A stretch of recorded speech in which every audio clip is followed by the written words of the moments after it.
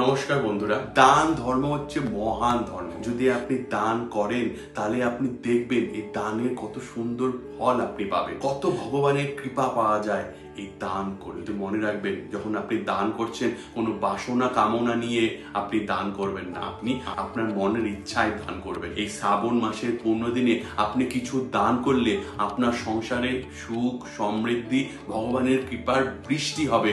তাহলে আসুন আমরা জেনে নিই এই সময় কি কি দান করলে আপনার সংসারের জন্য শুভ। মাটির কুজোর মধ্যে বৃহস্পতিবার রাতে সমস্ত কুজোর মধ্যে জল ভরে রাখবেন পরিষ্কার করে। তারপরের দিন শুক্রবার দিন সেই কুজোটাকে দিয়ে মন্দিরে দান করবেন। এতে আপনার সংসারে আপনার মান সম্মানের বৃদ্ধি হবে, সবার জন্য আপনি মধ্যমণি হয়ে থাকবেন। দ্বিতীয় যে জিনিসটা আপনি করবেন সেটি হলো নারিকেল দান। আপনি একটি নারিকেল নিয়ে মন্দিরে বা অন্য কোনো ব্যক্তিকে দান করবেন। মঙ্গলবার দিন এই দানটি আপনি করবেন, রোগ মুক্তি হবে যদি এই দানটা আপনি করেন। মঙ্গলবার দিন আপনি মসুরির ডালও দান করতে পারেন। আপনি কোনো মন্দিরে গিয়ে বা কোনো ব্যক্তিকে মসুরির ডাল দান করতে পারেন। কুণ্ডলিতে যদি কোনো মাঙ্গলিক যোগ থাকে সেই মাঙ্গলিক যোগের প্রভাব কম পড়ে যাবে এবং দাম্পত্য জীবনে যদি কোনো ধরনের বাধা আসে, ঝগড়া আসে, অশান্তি আসে, এসব থেকে আপনি মুক্তি পাবেন।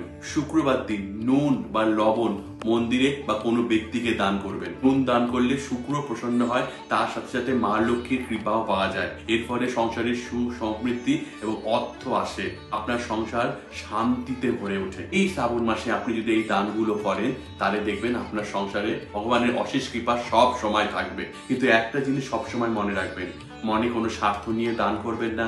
আপনি নিজে সবসময় দান করার চেষ্টা করবেন, অন্যের সাহায্য নিয়ে দান করবেন না, অন্যের হাত দিয়ে দান করবেন না। দান যে করছেন এই কথাটা কাউকে বলবেন না। আমাদের চ্যানেল যদি আপনার ভালো লাগে, আরো বাস্তু টিপস পেতে আমাদের চ্যানেলটিকে অবশ্যই সাবস্ক্রাইব করুন। তাহলে আজকে এটি করে রাখছি। নমস্কার।